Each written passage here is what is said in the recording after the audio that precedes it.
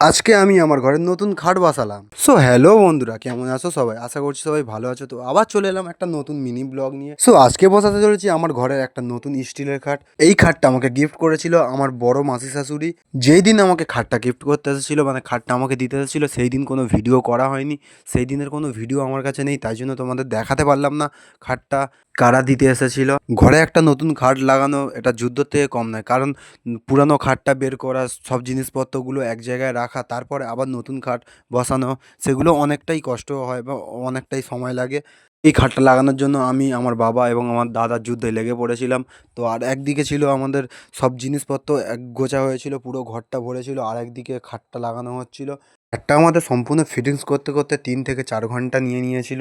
তার কারণ হচ্ছে যে আমাদের লাস্টে যে এসে যে কাঠ ফেলা কাঠটা আমাদের ফেলতে গিয়ে দেখলাম কাঠটা অনেকটা মানে টেরা বেঁকা হয়ে আছে। কাঠটা ভালোভাবে ফিটিংস হচ্ছিল না, তাই এখানে একটু ফাঁকা হয়েছিল।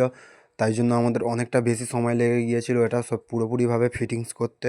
কাঠটা সেটিং করতে করতে কাঠের মাঝখানে আমার আঙুলটা ফেঁসে গিয়েছিল, তাই জন্য একটুখানি কেটে গেছে আঙুলে। ফাইনালি আমার খাট লাগানো কমপ্লিট। তো খাটটা কেমন হয়েছে তোমরা কমেন্ট বক্সে কমেন্ট করে জানাও।